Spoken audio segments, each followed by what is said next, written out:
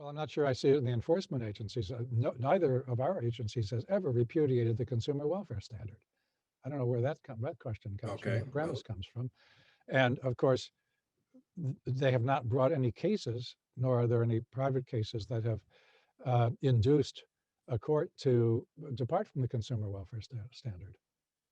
So any of that, if it's on the come, it's going to be a long time coming. Well, two proponents of departing from the consumer welfare standard as the sole criterion for antitrust enforcement have been appointed to positions in the current administration. right. Lena Khan as a commissioner of the Federal Trade Commission, whose nomination is yet to be confirmed, but I expect it would be, and Tim Wu, who both from Columbia University Law School, and Tim Wu has been nominated to a position, I believe, on the National Economic Council, but with an idea of his attending to competition policy, Yeah. presumably internally as well as externally. Uh, and And we're still waiting for the head of the antitrust division too. we don't know who the head of the antitrust division will be, who will be the chairperson of the Federal Trade Commission. Right. Those are the key positions.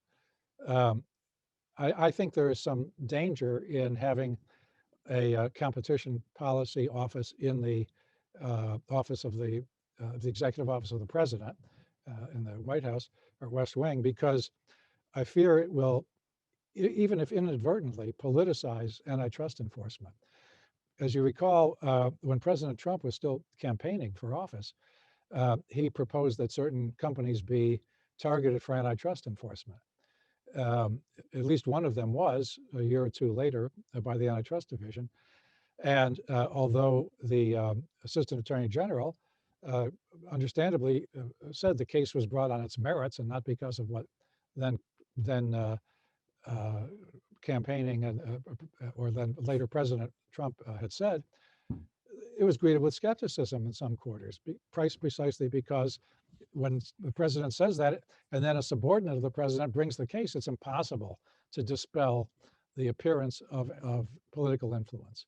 And with somebody in the White House for competition policy, I think it's going to be very difficult. I hope Jim is up to it, to walk a line so that we don't have that sort of public impression created. Well, these proposals, if they were adopted, if you had several criteria in addition to, or conceivably instead of the consumer welfare standard, we would be back where we were. And I wouldn't call it a rule of law at that point. I mean, it would be, because of these trade-offs of incommensurables, it would seem to, it would inevitably to be highly discretionary. And you know, there's a gulf between being highly discretionary and being void for vagueness, because the Supreme Court standard for void for vagueness are very indulgent.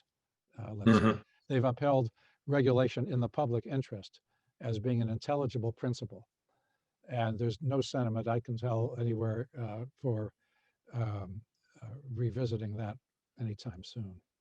Although I think it should be revisited.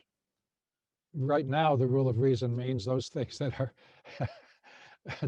that condemn. Let's put it another way: the statute condemns every contract, combination, or conspiracy and restraint of trade. And it was 1897 when the Supreme Court, maybe earlier, looked at that and said, well, that can't possibly be true.